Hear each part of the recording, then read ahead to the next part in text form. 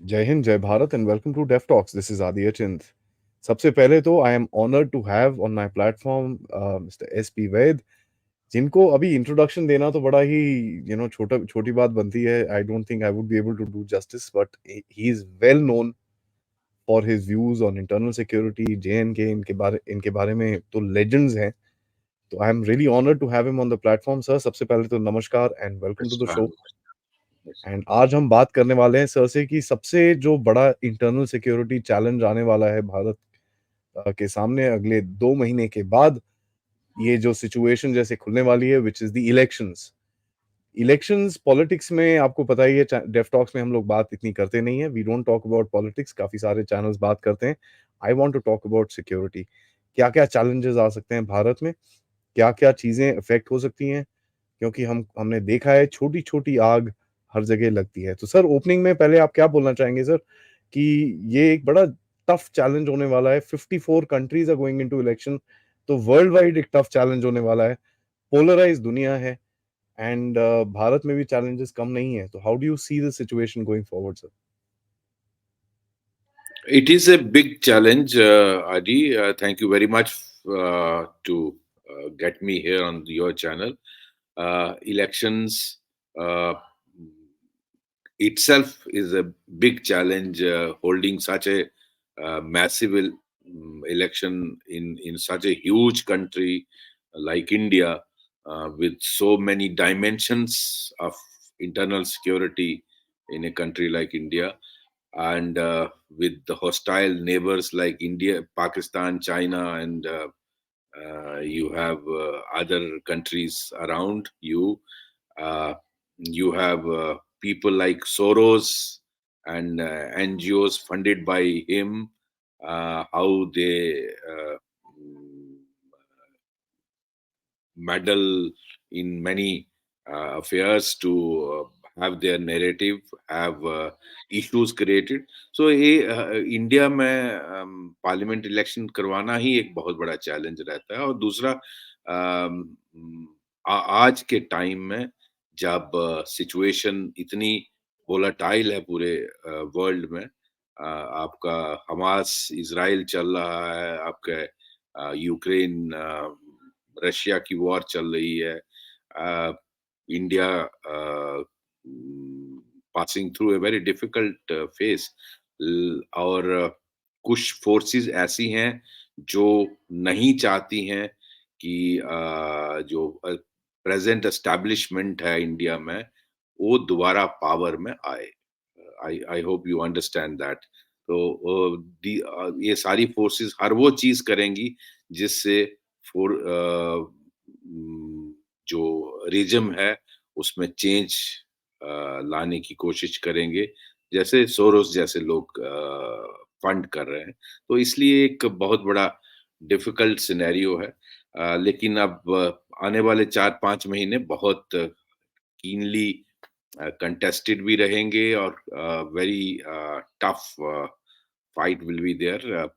Let's not go into politics of it, but yes, as far as ji. security challenge is there, it is a huge challenge for these security forces, for the internal all agencies involved in internal security, whether they are intelligence agencies, state police forces, central forces, uh, central intelligence agencies, everyone who's involved, including the magistracy, who have a role in organizing all these functions, and the whole election process is actually involved in this. So they all have, all those who are involved in this have a huge challenge in front of them in next four, I think three.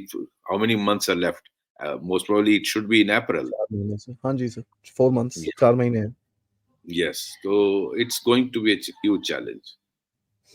Sir, मैं let's start from the north sir, क्योंकि ये कि जो incident हुआ था, और वो incident में मैं घुसना नहीं चाहता। NIT जो श्रीनगर में हुआ था, बट उसका जो रिएक्शन हुआ sir, let's talk about that. कि कहीं ना कहीं एक ऑब्वियसली जैसे आपने मेंशन किया, इसराइल इसराइल हमास की जो वॉर चल रही है, उसमें पोलराइजेशन तो पूरी दुनिया में दिखता ही है। बड़ी बड़ी सिटीज लिटरली स्टैंड स्टिल पे आके खड़ी हुई हैं इस टाइम पे।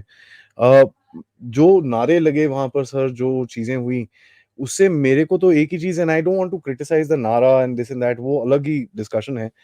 जो सिक्योरिटी की तरफ से देखें तो वो एक ऐसा सिचुएशन दिखता है कि जो मिडल ईस्ट की पोलराइज़ेशन कहीं न कहीं कश्मीर के एरिया में लाई जाए, और ऑब्वियसली इसके अंदर पीछे हाथ तो काफ़ी लोगों का होगा, जो एक स्पॉन्टेनियस रिएक्शन को, जो एक जेन्युइन रिएक्शन होगा उसको हाइजैक करके उसको थोड़ा नमक मिर्ची लगा के आगे डालने की कोशिश की जाएगी। सो आपको ये कश्मीर का कैसा दिखता है सर? क्योंकि एक सडनली एक्सप्लोड हुआ ये जो भी हुआ।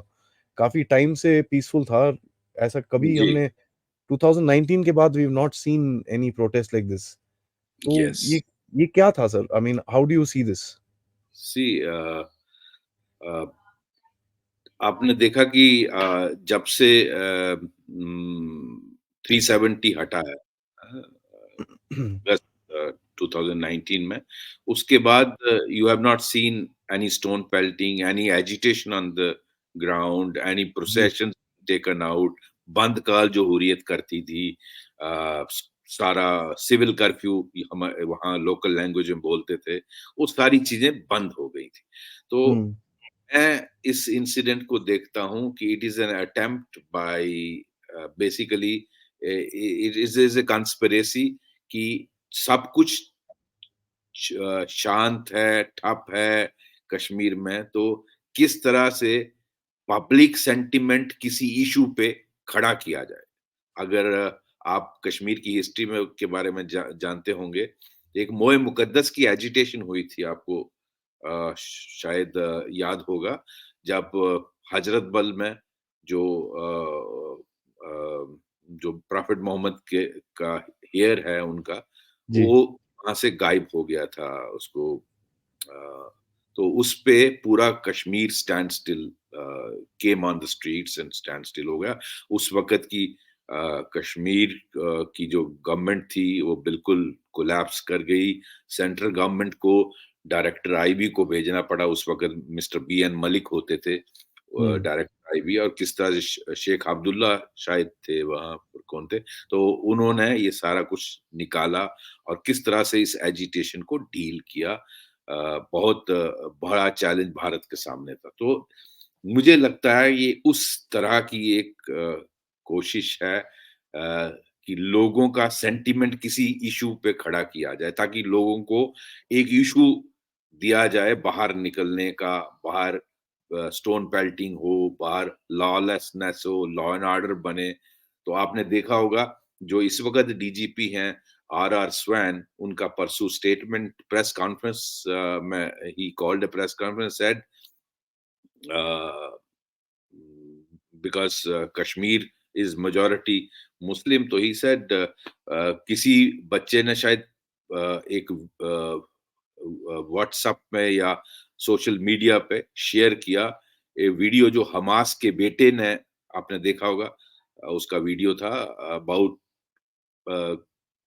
Criticising I think radical Islam. तो उसके हुँ। बारे में शायद उसने वो सोशल मीडिया में शेयर किया। उस पे बहुत बवाल सा हो गया, and what you are talking of वो उस उसी का एक कॉन्सिक्वेंस था। दैट वो उस लड़के का ओरिजिनेटेड वीडियो नहीं है। सी हुँ, this could be a conspiracy कि कहाँ से वो वीडियो उसको आया और फिर उसने वो शेयर किया। तो और इस पे एक बवाल किया। तो इट कुड बी ए पाकिस्तान की डीप स्टेट देखती रहती है कि किस तरह से बवाल क्रिएट किया जाए कश्मीर में। तो जी। उसके लिए religion is the best issue.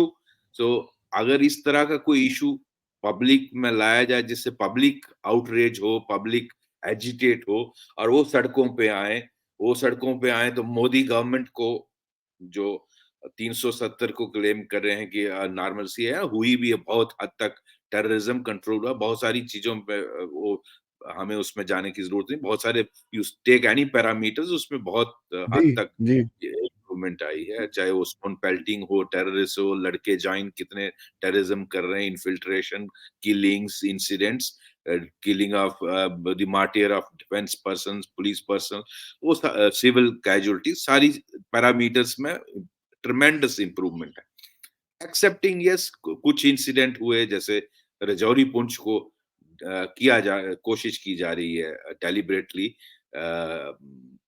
इसको वो करने डिस्टर्ब करने एक्टिवेट की, करने क्योंकि की। जम्मू हुँ, जम्मू रीजन पिछले 15 सालों से बाय एंड लार्ज फ्री रहा है जी, जम्मू टेररिज्म से। तो ये एक स्ट्रेटेजी है पाकिस्तान की जो चेंज करते रहते हैं। जब उन्होंने देखा कि ऑपरेशन ऑल आउट के बाद टेररिस्ट रैंक्स कम हो गए, उनके हज़ारों की तादाद में मारे गए, AK-47s की कमी हो गई, तो उसके बाद उन्होंने ड 2 ढाई साल पहले आपने देखा होगा टारगेटेड किलिंग का एक फेज़ चला कश्मीर में। किस तरह से पिस्टल्स ड्रॉप ये ड्रोन्स के थ्रू ड्रॉप की गई और 2 लड़के जाते हैं, कभी लेबर को हिट किया, कभी कश्मीरी पंडित को हिट किया, कभी जी, पंचायत मेंबर्स को हिट किया, कभी आउटसाइडर्स को किया, तो इस तरह से कश्मीरी पंडितों को किया। तो that was again a change of tactics by this happened after ISI chief held a meeting in September 2021 in Muzaffarabad. तो उसके बाद ये स्ट्रेटेजी में तब्दीली आई, टारगेट किलिंग करो। अब जब उसको 6 महीने 60 9 10 महीने में पुलिस ने कंट्रोल किया, तो ये अब एक नया ट्रेंड आपने देखा होगा जो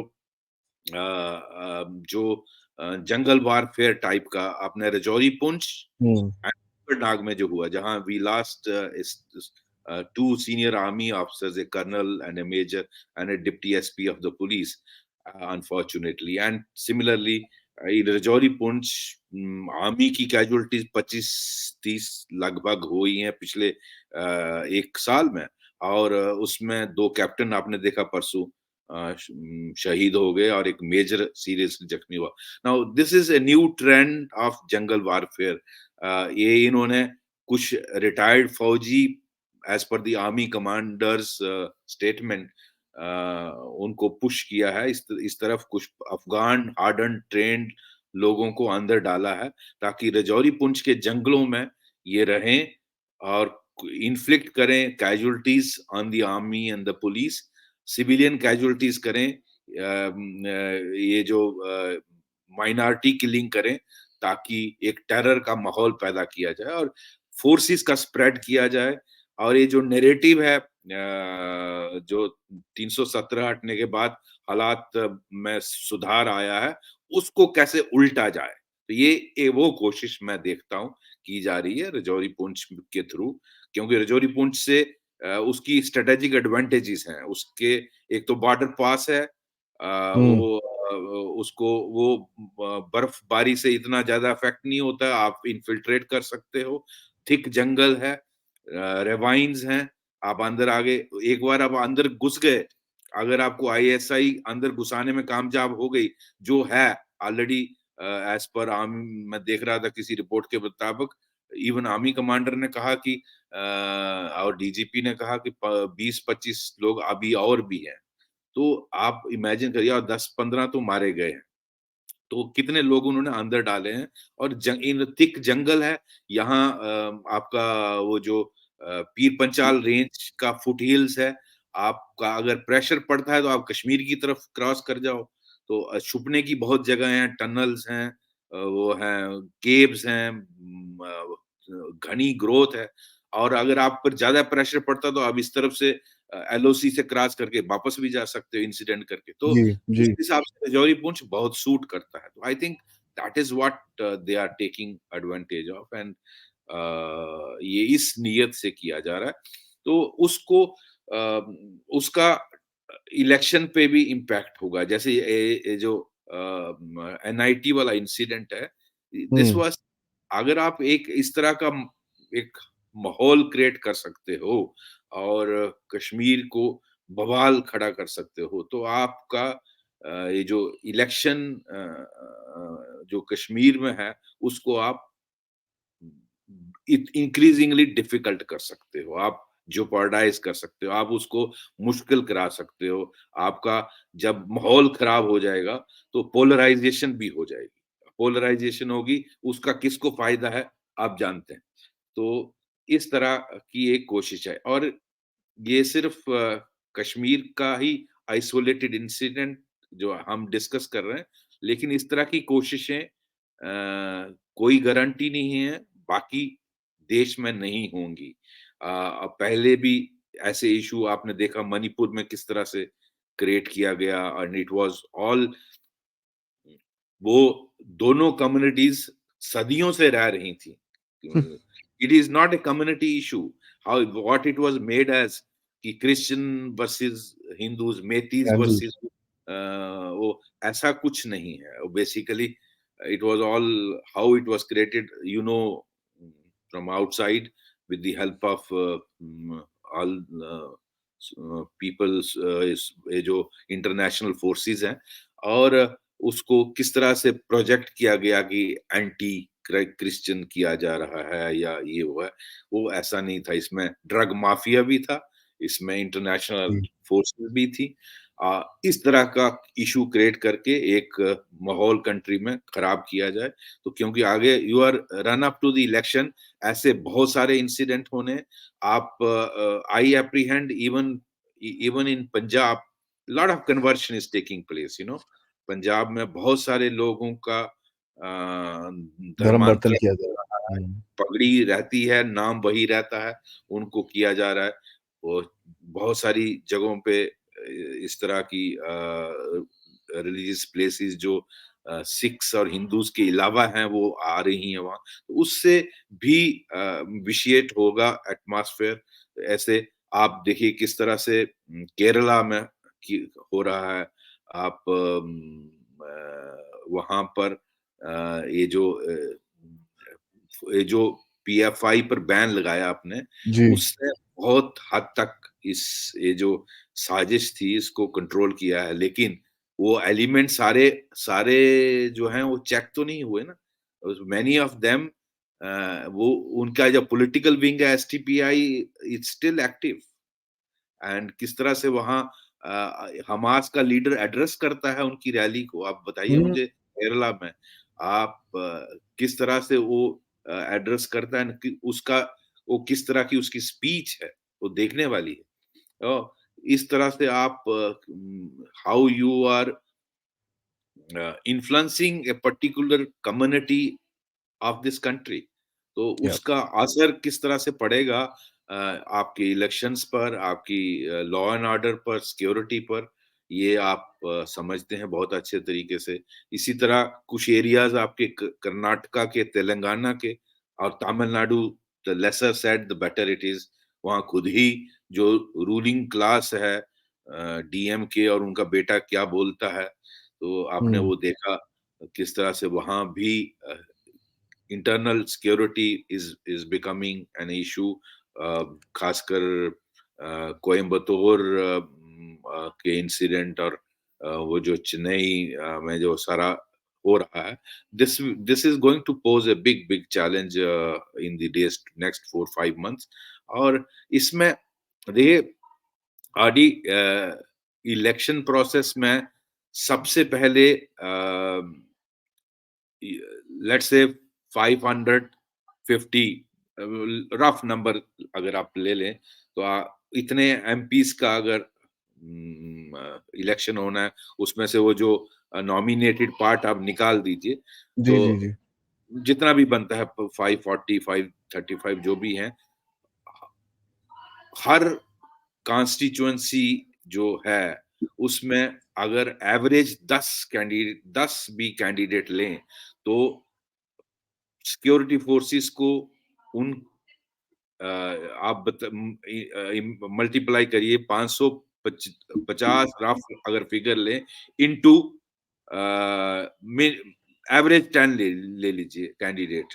अगर हर पार्लियामेंट कॉन्स्टिट्यूंसी में 10 है, कहीं ज्यादा भी हो सकते हैं कि कम भी होते हैं, तो दैट मीन्स 525 इंटू 10 कितना हुआ?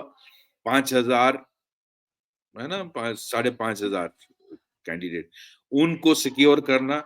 उसके बाद बहुत उनकी आपके जो जितने भी वो जाएंगे, ऑब्जर्वर जाएंगे। आज पहले एक जमाने में एक एक ऑब्जर्वर जाता था, आज फाइनेंशियल ऑब्जर्वर डिफरेंट होता है, जनरल ऑब्जर्वर डिफरेंट होता है, ऑडिट का ऑब्जर्वर डिफरेंट होता है, सिक्योरिटी का ऑब्जर्वर डिफरेंट होता है। तो ईच कॉन्स्टिट्यूएंसी हैज 4 5 5 6 6 ऑब्जर्वर्स। उनका एंड सिक्योरिटी, उनकी movement has to be insured.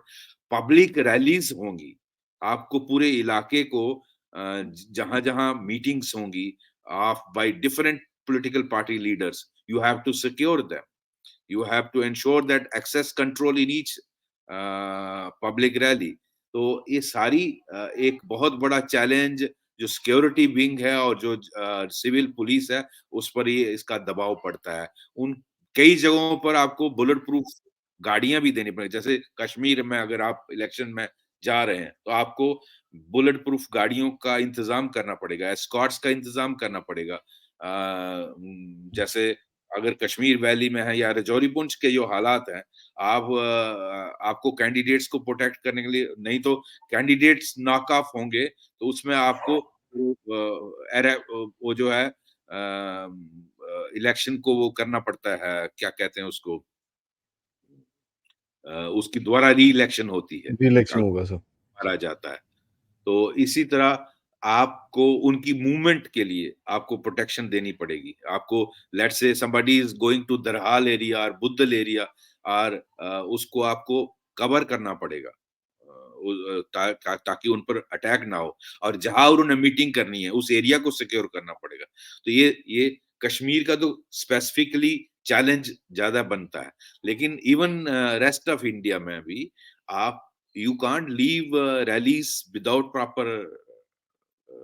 आज की जो सिचुएशन है, आपको कहाँ क्या अटैक, और ये जो आपने देखा पिछले कितने साल हो गए 2014 के बाद इंडिया में कोई बड़ा अटैक करने में, जिस तरह के सीरियल ब्लास्ट होते थे, मुंबई अटैक, जी। अयोध्या पर attack, serial blast, transistor blast, Mumbai में, दिल्ली में, कल कोयम्बतौर में हो रहे हैं, बैंगलोर में हो रहे हैं, आपके नॉर्थ ईस्ट में हो रहे हैं। तो वो सारी चीजें आपकी जो डीप स्टेट है पाकिस्तान की, वो नहीं कर पा रही। तो obviously this is an opportunity when election takes place, कि आप किस तरह से कम्युनल इश्यूज क्रिएट करो, किस तरह से ये जो बिटवीन द टू कम्युनिटीज या बिटवीन द थ्री कम्युनिटीज किस तरह से इश्यूज क्रिएट किए जाएं ताकि वोटिंग इफेक्ट हो, सिक्योरिटी इफेक्ट हो।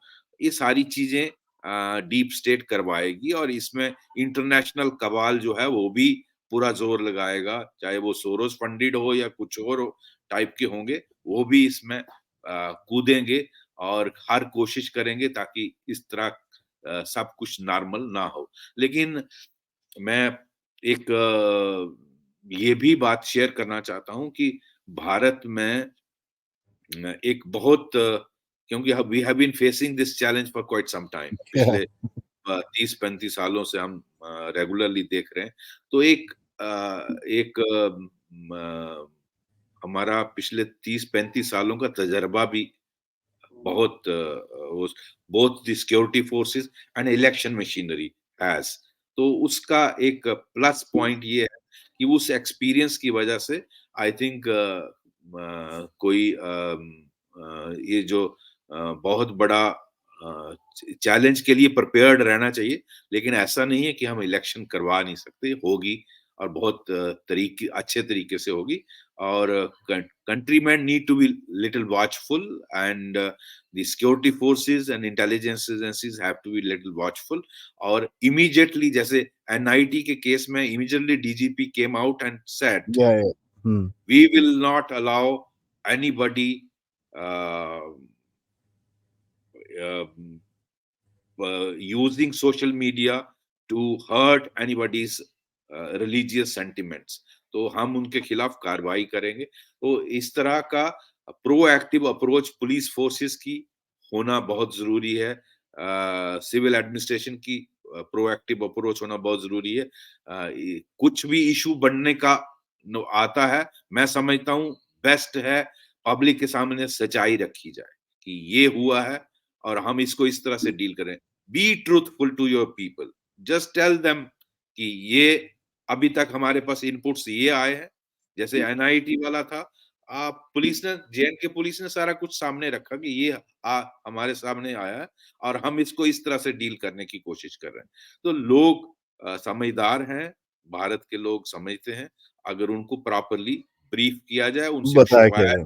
बताया जाए। जी, बड़ा आपने बड़ी पॉइंट सी बात बोली है सर कि क्योंकि अदरवाइज़ क्या होता है पूरी रूमर मिल स्टार्ट हो जाती है और र्यूमर उस रूमर मिल एंड ऐसे में मौके पे rumours take over and they actually जी, क्रिएट प्रॉब्लम और उनको जी। निप इन द बड करना बहुत ज़रूरी that's the problem sir, rumour mill start हो जाती है उसके बाद सबसे ज़्यादा बाहर के जितने ये बैठे हैं जैसे आपने बताया सोरोस हैं, पाकिस्तान है, चाइना है, वो सारे उसके अंदर फिर आग में तेल डालने का काम करते हैं, देयर इज़ नो क्वेश्चन। है।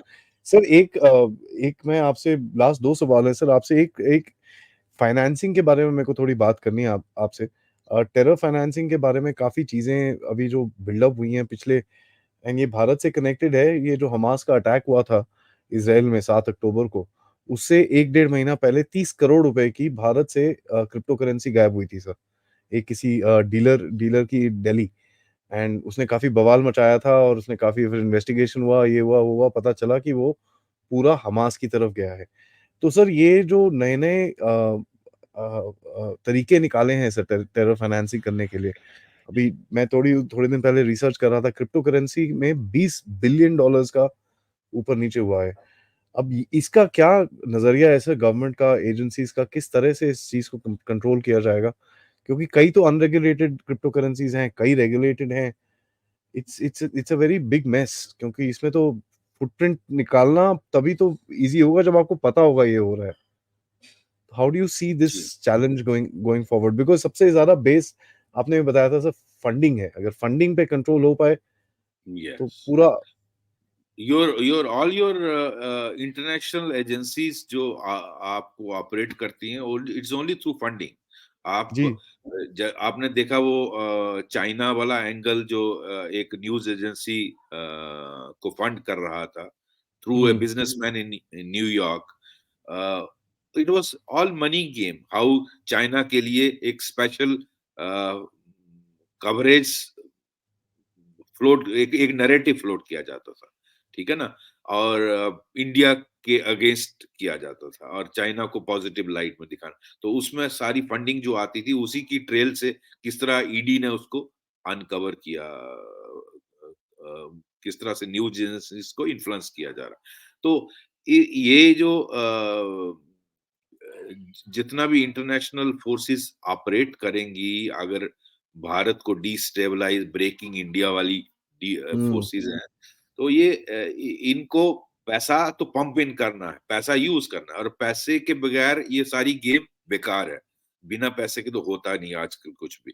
तो उसमें क्रिप्टो चूंकि it's not a state regulated currency तो उसका इस्तेमाल करना और इंटरनेशनल बाउंड्रीज को वो बाईपास करता है और उसका इस्तेमाल जो आप हमास वाला हमास फंडिंग के लिए उसमें भी क्रिप्टो का हुआ है तो क्रिप्टो को हालांकि एक पॉजिटिव पार्ट ये है कि भारत सरकार ने पीछे वो लाया आप इस पर पार्लियामेंट में डिस्कशन हुई है और इस पे क्रिप्टो रेगुलेशन के लिए बनाया है रूल्स बनाए हैं तो उस पे अब आप इंडिया में अगर कुछ भी आप एनकैश करेंगे तो आपको 30% टैक्स देना है यू टू द स्टेट और टू द कंट्री तो उससे आपका क्रिप्टो से कितनी इनकम आई कितनी जनरेट की कितना टैक्स दिया और कोई भी उसका ऑडिट करेगा पता चलता है लेकिन आई डोंट नो इंटरनेशनली क्या चेक्स एंड बैलेंसेस हैं किस तरह से इंटरनेशनली अगर मेरे पास क्रिप्टो करेंसी है दिल्ली में how if I want to send it to Hamas तो या मैं किसी को अमेरिका ट्रांसफर करना चाहता हूं तो इसके लिए इंटरनेशनल सिस्टम क्या है चेक करने का ये एंगल देखना पड़ेगा जो फाइनेंशियल एजेंसीज हैं चाहे वो सीबीआई है चाहे वो हमारा आरबीआई है चाहे CBI in terms of investigation on financial frauds तो हुँ, इस तरह की जो फाइनेंस मिनिस्ट्री की एजेंसीज हैं इवन इन्वेस्टिगेशन में ईडी भी आ जाएगी तो ये जो फाइनेंशियल ट्रांजैक्शंस इंटरनेशनली ट्रांसफर होती हैं थ्रू क्रिप्टो करेंसी इसको कैसे चेक चेक्स एंड बैलेंसेस इनका कैसे किया जाए, ताकि इस तरह का कोई ट्रांसफर ऑफ मनी इंडिया में ना हो। तो ये aspect I think the central government needs to look into, and particularly चूंकि इलेक्शन का सीजन आ रहा है, तो election commission should also take a note of it. हम जो इशू बात कर रहे हैं, मेरा रिक्वेस्ट रहेगा इलेक्शन कमीशन से कि इस एस्पेक्ट को through the investigating agencies concern इसका देखना चाहिए कि इसमें कोई huge transfer with in India and from India कोई अगर होती है तो उसको सस्पेक्ट आई से देखना चाहिए। नहीं, एब्सोल्युटली सर, बिकॉज़ ये बहुत ही it's a very big big threat, and आपने जो बताया है इसके बारे में, क्योंकि देखिए मेरे को जो डर है सर कि कहीं न कहीं ये जो डिस्टेबलाइजिंग फोर्सेस हैं हमारे देश के अंदर-बाहर, वो नई-नई अपॉर्च्युनिटीज़ ढूँढती हैं। व्हिच जी। Is what brings me towards the end sir, कि एक जो पोलराइज़ेशन देश में है, रिलिजियस ना हो सर। रिलिजियस पोलराइज़ेशन के ऊपर तो बहुत लोग बात करते ही हैं। जैसे आपने रिलिजियस पोलराइज़ेशन को बताया, जो इस्लामिक रिलिजियस पोलराइज़ेशन के बारे में बात करते हैं। बट कुछ टाइम से हम ये भी देख रहे हैं कि अभी Hindus versus Sikhs, Christians versus Muslims, जिसमें हिंदूज़ का कहीं नाम ही नहीं है। आपने क्रिश्चियन वर्सेस मुस्लिम देखा कि केरला में इंसिडेंट्स होने शुरू हो गए। हाँ, हाँ। तो ये situations, and it may not be targeted towards Hindus, ज़्यादातर जो हम लोग बोलते हैं कि भाई हिंदू पे टारगेटेड है। आपको क्या लगता है सर, ये वियर्ड सिचुएशंस भी ढूँढेंगे, क्योंकि हमारी नज़र हमेशा हिंदू-मुस्लिम पे रहेगा। जी। ज़्यादातर एजेंसीज़ देखेंगी यार इस जगह पे ये पोलराइज़्ड एनवायरनमेंट नहीं आना चाहिए। तो उसमें फिर वल्नरेबिलिटी क्या होती है कि आप क्रिश्चियंस वर्सेस मुस्लिम्स खड़ा कर सकते हो, सिख वर्सेस मुस्लिम खड़ा कर सकते हो, सिख वर्सेस क्रिश्चियन खड़ा कर सकते हो। तो अपॉर्च्युनिटीज़ काफ़ी सारी हैं। आपको क्या लगता है sir? Will it be, you know, if I had to do something sir, मैं हिंदू मुस्लिम में नहीं करूँगा, क्योंकि प्रेडिक्टेबल है। I would do something else. आपको क्या लगता है सर, इसकी पॉसिबिलिटीज़ और इसके चांसेस और इसकी अपॉर्च्युनिटीज़ अभी देश में हैं इन बिल्कुल लोगों के है। लिए? और देखिए ऐसा है, जो इंडिया का एनिमी है, for example let's hypothetically taking, let's say Pakistan और चाइना को लेते हैं। उनको अगर इंडिया को मेडल करना है तो इंडिया में जो फिशर्स हैं, उसमें हिंदू मुस्लिम तो प्रेडिक्टेबल है, उसके अलावा आप लैंग्वेज इशू बना सकते हो, तमिलनाडु जैसी स्टेट में बना सकते हैं। और वहाँ पिछले इसी लैंग्वेज की द्राविड मूवमेंट की वजह से पिछले 30-40 सालों से पॉलिटिक्स ही पूरा उस पे रिवॉल्व करता है। तो आप जरा-सा इश्यू बनाइए हिंदी के खिलाफ, वहाँ बनी-बनाई सिचुएशन पोलराइज़ेशन। हुँ। अन्ना मलाई के लिए वो जितनी मेहनत कर रहा है उस पे पानी फेर सकते हैं। आप इसी तरह अ, केरला में जैसे आपने कहा क्रिश्चियन मुस्लिम पैदा किया जा रहा है, तो उसमें टेंशन्स सोसाइटी में पैदा की जा सकती हैं। आपके मैंने पंजाब का क्यों मेंशन किया, क्योंकि कन्वर्शन हो रही है और बहुत सारे सिख्स को क्रिश्चियन बनाया जा रहा है, तो वहाँ आप ये इश्यू कर सकते। नॉर्थ ईस्ट में क्रिश्चियंस काफ़ी हैं, आप चाहे वो नागालैंड ले लीजिए, चाहे आप मिज़ोरम ले लीजिए ना, द क्रिश्चियन मेजॉरिटी स्टेट्स। तो जिस तरह का इश्यू मणिपुर में बना था, वैसा इन 2 स्टेट्स में भी पैदा किया जा सकता है, and then create an issue on religion basis, but not Hindu Muslim, Christian versus some other. इस तरह हुँ। की आप जैसे आपका फार्मर्स एजिटेशन हुआ था, आपको याद है किस तरह से उसमें कनाडा कूद पड़ा था, unexpected, Justin Trudeau unexpected sir. and hmm. unexpected. So something like that can be innovated in the next 3-4 months. So we have to be very very watchful कि कोई इस तरह की बवाल पैदा कर दिया जाए जिससे गवर्नमेंट जो है उसको बैकफुट पे जाना पड़े, और जिस तरह फार्म लॉज को वापस लेना पड़ा है, और किस तरह से लाल किले पे वो झंडा चढ़ाया गया ना, वो सारा दिस वाज इंटरनेशनल कॉन्स्पिरेसी। तो ऐसे इश्यूज भारत में क्रिएट किए जा सकते हैं जो आपके इलेक्शन प्रोसेस को डिस्टेबलाइज कर सकता है, इलेक्शन प्रोसेस को इन्फ्लुएंस कर सकता है, अफेक्ट कर सकता है, आउटकम को अफेक्ट कर सकता है।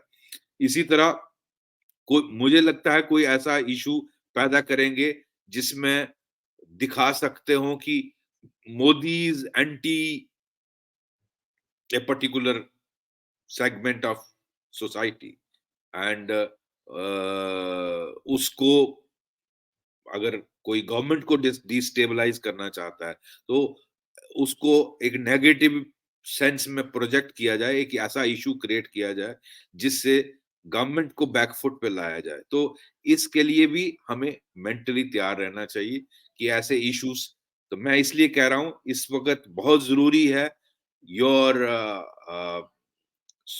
आपका सोशल मीडिया हो, आपका general print and electronic media हो, you should be very very transparent to your people जब भी होता है, and जो भी सिचुएशन अराइज होती है उसको लोगों के सामने बिल्कुल रखा जाए कि ये है, these are the facts and you make your judgement, this is how outsiders are trying to create an issue out of nothing. तो आप आप देखिए आपकी इवन जो मेजॉरिटी कम्युनिटी है उसको तोड़ने के लिए जिस तरह सेंसस का इशू क्रिएट किया गया, आपने देखा हम्म। हम्म। बिहार में कि हम कम्युनिटी वाइज सेंसस करेंगे। Now this is breaking the majority vote, ये एक पर्टिकुलर पर्पस के साथ किया जा रहा। तो आप इस तरह का SC ST के खिलाफ कोई इशू खड़ा कर सकते हो, आप ब्राह्मणों के खिलाफ कोई इशू खड़ा कर सकते हो, राजपूतों के खिलाफ कोई इशू खड़ा, तो between even with in the majority या बिटवीन द जो सेगमेंट्स हैं, चार वर्ण है उसमें आप कोई इशू खड़ा कर सकते हो और एक बवाल बना सकते हो। तो आई थिंक उसके लिए भी तैयार रहना जरूरी है। आपने सर, बिकॉज मेरे को ये शो आपने जो मेरे साथ करा है sir, the reason I wanted to do this is, as a Bharatiya हमको एक अपनी नजरिया रखना पड़ेगा कि साहब ये डेंजरस टाइम्स है, ये दिस इज बिल्कुल। नॉट नॉर्मल सिचुएशंस, थोड़ा सा ध्यान रखिए। Don't fall for any first propaganda जो आपके दिमाग के आपकी आंखों के आगे आता है, because that is 99% fake, if I may say this. WhatsApp university से बच के रहना है। आपको ऐसे वीडियोस डालेंगे जिसमें आप जैसे आपको याद होगा इखलाक का एक हुआ था, बीफ वाला इशू याद है आपको, जी जी यूपी जी में? जी जी। हम्म। उसने घर में कोई पता नहीं RSS के गए, उन्होंने देखा इखलाक के घर में मुस्लिम था, उसके घर में बीफ बना था, तो फिर वो उसको शायद बढ़ा उसको दिया। हम्म। बढ़ा दिया इशू। तो इस तरह के इशू क्रिएट किए जा सकते हैं। आप और उसको पाकिस्तान ने इतना यूज किया रेडिकलाइज करने के लिए, कश्मीर में भी और रेस्ट ऑफ इंडिया में मुस्लिम्स को, गलीबल लड़कों बच्चों को रेडिकलाइज करने की, देखो तुम्हारे हिंदुस्तान में क्या हो रहा है, एक इंसिडेंट को 50,000 बार दिखाया। That is how they play the game. तो इस तरह के 3-4 इंसिडेंट लिए और दिखाया कि किस तरह आप माइनॉरिटी को हरास, आप आज वेस्ट में जो देख रहे हो कि जो बार बार वेस्ट में बात होती है कि इंडिया में माइनॉरिटीज आर नॉट सेफ, है हम्म। उल्टा, है उल्टा। यहाँ तो ओबेसी ब्रदर्स तो रोज गाली देते हैं मेजॉरिटी को। आपने उसका वीडियो नहीं देखा परसों आपके क्या? पड़ोस में क्या छोटा ओबेसी क्या बोल रहा था, तो इंस्पेक्टर को ऐसे ऐसे बोल रहा था। यहाँ हम्म। पुलिस डरती है उनसे।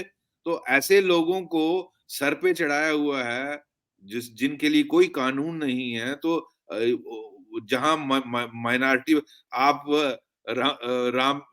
रामनवमी का जुलूस निकालते तो पत्थर मारते हैं, तलवारें चलाते हैं। तो वेस्ट में कैसे नैरेटिव चलाया कि यहाँ माइनॉरिटीज सेफ नहीं है, that is projecting 1,000 times incidents like one Ikhlaq.